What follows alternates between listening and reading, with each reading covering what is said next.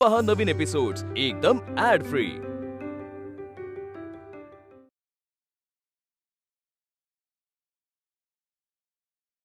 अरे इतके सोपे? अरे वा, मग आपण एक काम करू, आत्ता इथे वेळी तयार करू। तिथे हा, साहित्य नाहीये ना? अरे हो, साहित्य नाहीये का? बरोबर। एक मिनिट।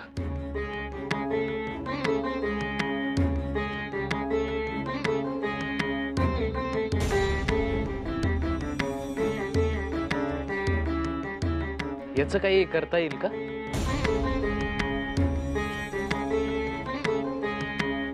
चला सविस्तर बोलूया। चला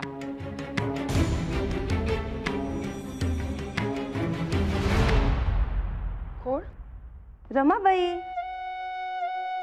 त्या काय म्हणतात त्यांना, ती त्यांची पदवी पंडिता रमाबाई। हा हा, त्यांचं काय? नाही म्हणजे खानावळीत ऐकलं हो मी, कोणीतरी सांगत होतं म्हणे त्यांचे यजमान वारले त्यानंतर त्या भावाबरोबर एकट्या गेल्या बंगालात। अगो बाई, बंगाल खूप दूर आहे ना ते, मी ऐकलंय यांच्याकडून। मला मैलीला कुठे माहिती, पण म्हणे त्या तिथे गेल्या, खूप काय काय शिकल्या, तिथल्या विद्यापीठाने त्यांना पंडिता पदवी दिली। आता आपले मूळ सोडून गेल्यावर आपली प्रगती होतेच ना। समजलं का पंडिता यशोदाबाई? माझी चेष्टा नाही हो करायची। अहो, नंतर त्यांचा भाऊही वारला, त्या एकट्या खंबीरपणे बंगालात राहिल्या। नंतर त्यांनी लग्न केलं, आपल्यातला नव्हता म्हणे। म्हणजे पुनर्विवाह? हो ना, स्वतःच्या हिमतीने स्वतःचा माणूस शोधला त्यांनी। आपल्यातला नसला म्हणून काय झालं, आपल्यासोबत आपला माणूस असणं महत्वाचं। प्रत्येकाच्या नशिबात नसतं। तुम्हाला खंबीर आधार आहे तुमच्या नवऱ्याचा, ही फार मोठी गोष्ट आहे। जपा नवऱ्याला।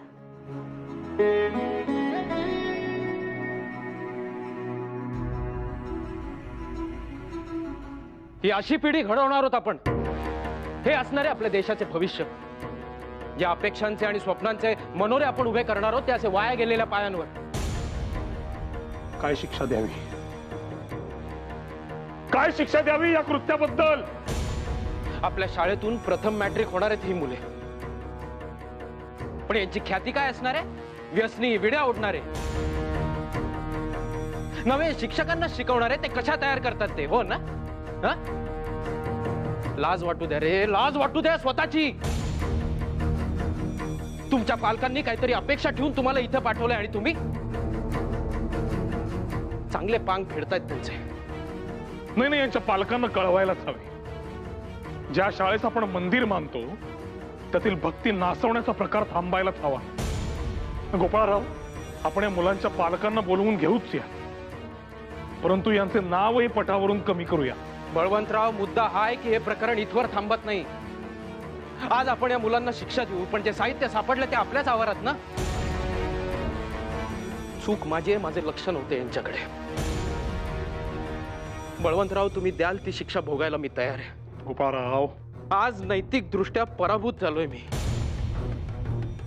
स्वतःला शिक्षक म्हणून घेताना माझ्याच विद्यार्थ्यांनी चपराक दिली माझ्या श्रीमुखामध्ये। बळवंतराव, तुम्ही एक काम करा, तुम्ही मला सरळ शाळेतून कमी करा। मला अधिकारच नाहीये इथे राहायचा। थांबा थांबा। नाहीतर तुम्ही सांगा मुलांनो, काय करू मी? या रणरणत्या उन्हामध्ये अनवाणी पायांनी फेऱ्या मारत बसू? नाहीतर एक काम करा, ते जोडे काढा आणि मारा माझ्या श्रीमुखामध्ये। बा गोपाळराव, का कान धरून उभं राहू तुमच्या समोर? सांगा काय करू? गोपाळराव,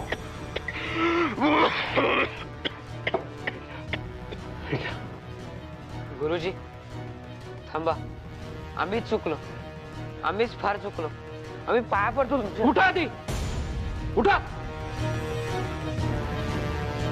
हवं तर तुम्ही आम्हाला मारा, पण आमच्या घरच्यांना नका सांगू.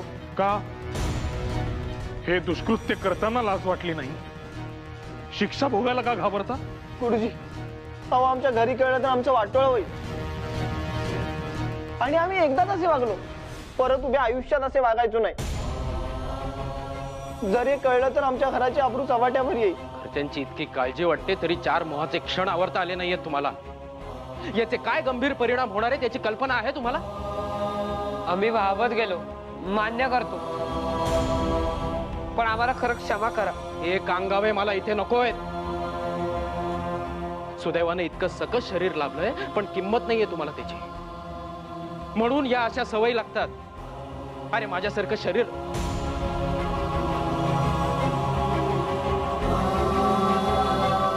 आपल्याच मुलांना ओळखण्यात चूक झाली आपली बळवंतराव. नाही गुरुजी, चूक आमचीच, आम्हीच चुकलो आमचा मार्ग शोधण्यात. पण आता तुम्ही म्हणाल तीच आमच्यासाठी पूर्व दिशा. थांबा आता.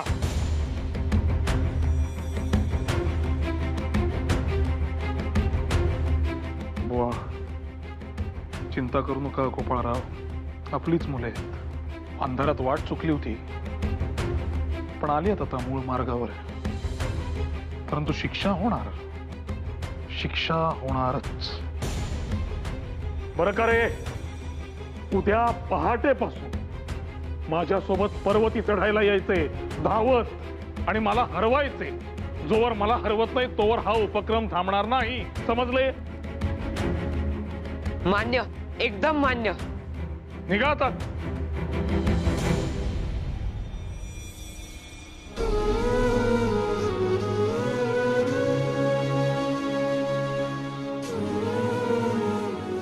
फार जिव्हारी लावून घेतलेत गोपाळराव. दुर्जनांकडून दुष्कृत्याचीच अपेक्षा असते बळवंतराव, पण जेव्हा असे सज्जन मुलं चुका करतात तेव्हा होणारा त्रास सहन होत नाही. काय पण फार संयमाने आणि चातुर्याने हाताळले ते प्रकरण. मला नसते जमले हे, मी चांगले फोडून काढले असते दोघांना. काय साध्य झाले असते त्याने? उलट आणखीन कोडगे झाले असते ते. त्यांच्यातली निरागसता आपल्याला गमवायची नाहीये. वा, खरंय. रोग्यापेक्षा रोगावर इलाज केलात म्हणायचा. शांत व्हा, बसा एका ठिकाणी आणि पाणी. बरं, या सगळ्या गदारोळात हे विचारायचेच राहिले, याचे काय करणार आहात?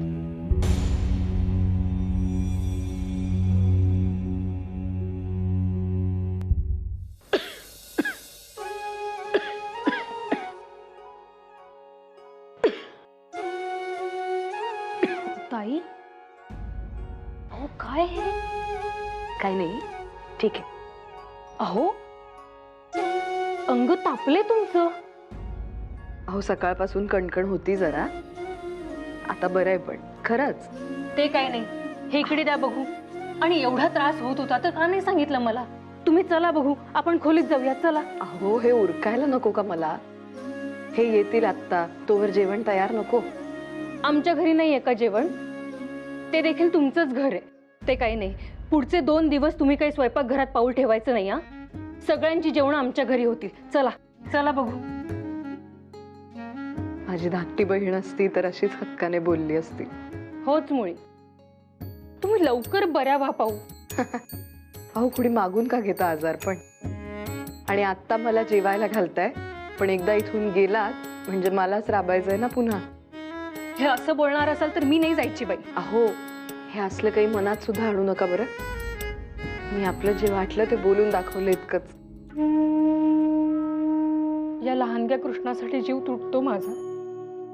कसे व्हायचे माझे तेच कळत नाही. यशोदाबाईंनी ऐका, हे पहा, रडू नका. डोळे पुसा पाहू अगोदर. पुरे आता, आणि रडू नका. सगळं नीट होईल. हा,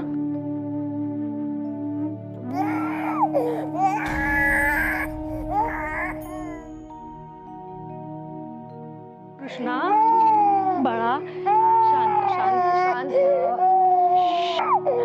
शांत. तुला सोडून नाही जाणार मी कुठे.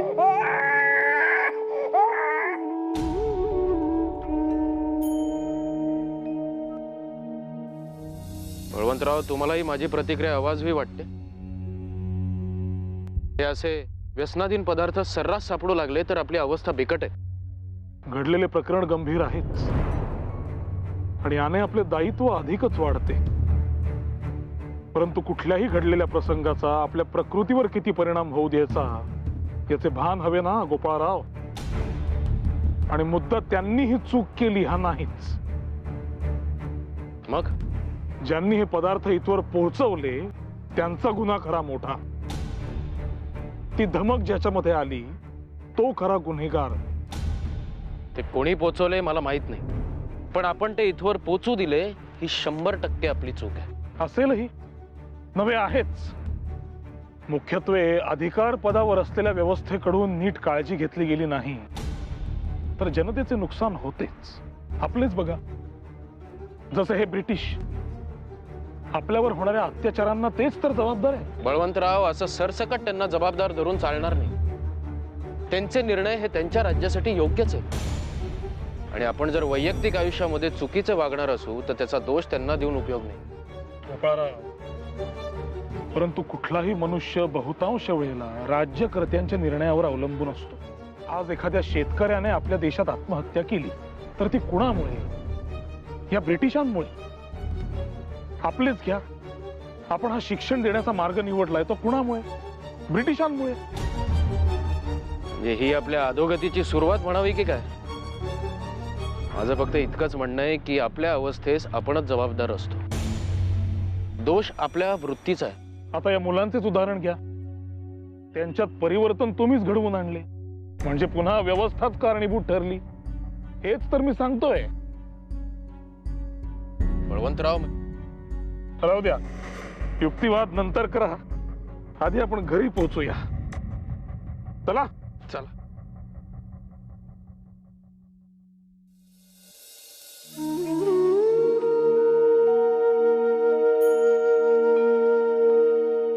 आता मी डोळ्यात तेल घालून पाहणी करतो बघा. हे असे प्रकार पुन्हा जन्मात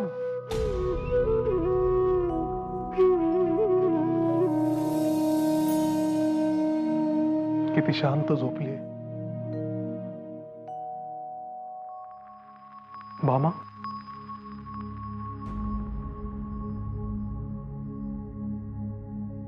त्यांची तब्येत जरा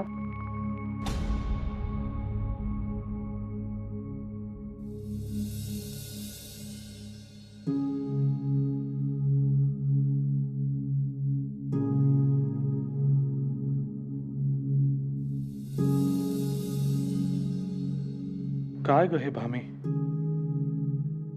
इतकी आजारी पडलीस आणि मला समजलेच नाही. इतका कसा व्यग्र झालो मी माझ्या कामात. माफ कर, मीच कारणीभूत आहे.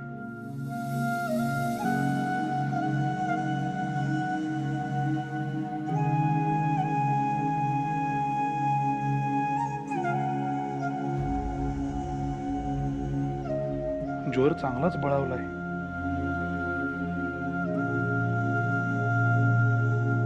न बोलता जाल.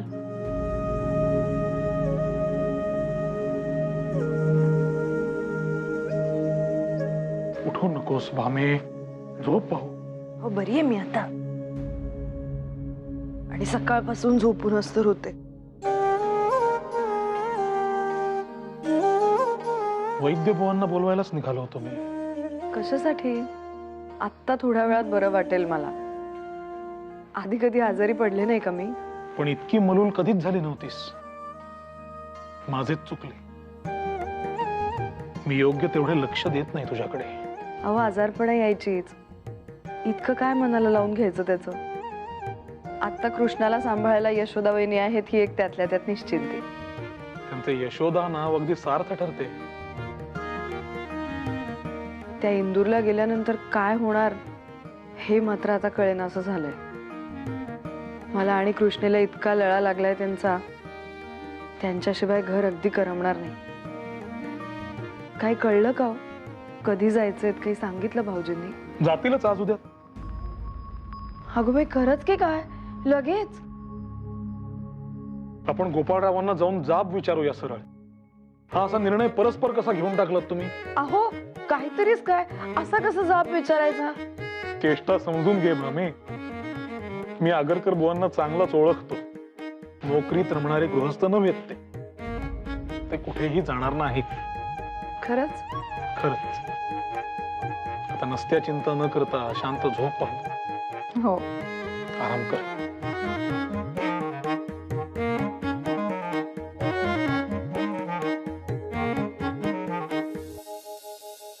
बघा मी म्हणालो नव्हतो तुम्हा सर्वांपेक्षा अधिक लढा लागेल तिला माझा. मला तर वाटते काही दिवसात आपल्या इथेच राहायला येईल ती. आज आली असेल तुमच्याकडे, पण या काकूवर जास्त जीव आहे हो तिचा. आता दिवसभर तुमच्या सहवासात असते ती म्हटल्यावर जीव लागणार नाही का? तर काय, दिवस पुरत नाही तिला खेळवण्यात. आता इथून गेल्यावर कसे होणार आहे आमचे? करमणार तर नाहीच. तो बाकी मोठा प्रश्न आहे बघा. आपण असं समजूया, इथे यायच्या आधी तिला कुठे सवय होती आपली, इथून पुढेही नसेल, त्यात काय इतके? अहो काहीतरीच काय, बाळांना देवाचं रूप म्हणतात ते काही उगाच नाही. एकदा का भक्तीचा लळा लागला ना की मग तो सुटता सुटत नाही. अहो त्या जीवाला तरी सोडा, लहान आहे ते अजून, कळतंय तरी का त्याला देव काय? आणि असू द्या, मी काय म्हणते, भामाताई आजारी आहेत, बाळाची आणि घराची जबाबदारी आपल्यावरच आहे काही दिवस. त्यांना असे सोडून कसे जायचे? शिवाय भाद्रपद आला तोंडावर, गणपती आहेत आणि इथे थांबण्यासाठी सबबी शोधू नका. सबबी कसल्या? तुमच्यासाठी जशी तुमची नोकरी महत्वाची आहे तशी माझ्यासाठी ही जबाबदारी. तुम्ही सोडणार आहात का नोकरी? सोडली तर काय म्हणाला? आपण एक गंमत करूया का? नको जाऊया इंदूरला. तुम्ही अहो काहीतरीच काय. हे बघा, असा विचार देखील मनात आणू नका.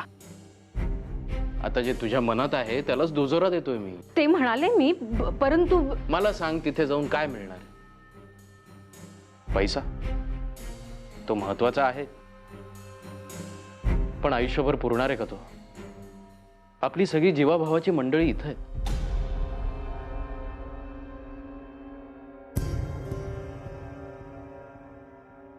आता यावर काय बोलावं मी?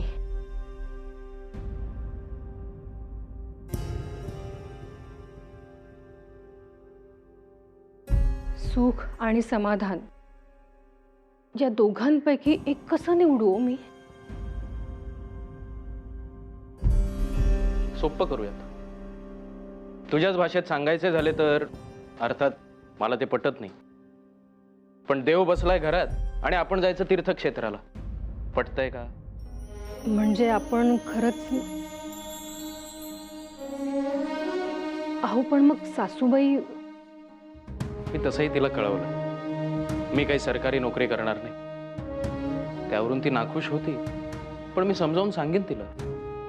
आणि प्रश्न आपल्या पोट भरण्याचा आहे तर जमवू. मला सांग, तुझी तयारी आहे की नाही? तुम्ही निर्णय घेतलाय म्हणजे विचार करूनच घेतला असेल, आणि कुठल्याही परिस्थितीत मी तुमची सोबतच करेन. आणि कसं आहे, तुझंही मन इथे रमेल. कृष्णासोबत आहे, तुला आधार आहे, आनंद मिळेल, आणि यातच मला समाधान आहे.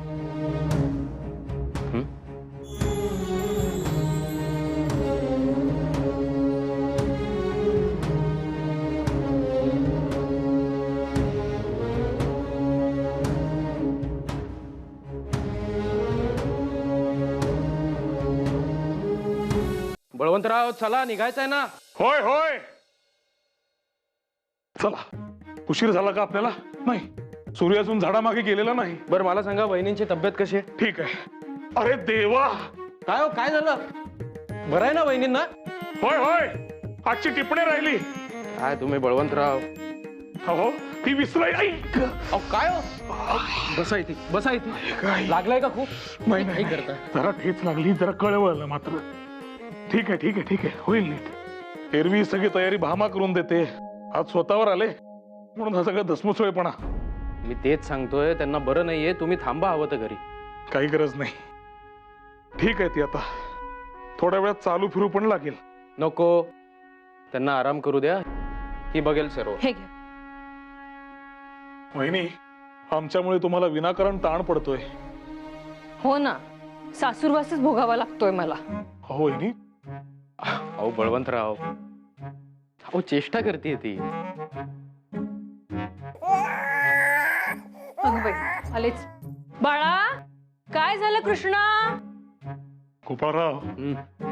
तुम्ही आणि वहिनी इथे नसतात तर ही अशी परिस्थिती आम्ही कशी निभावून नेली असती.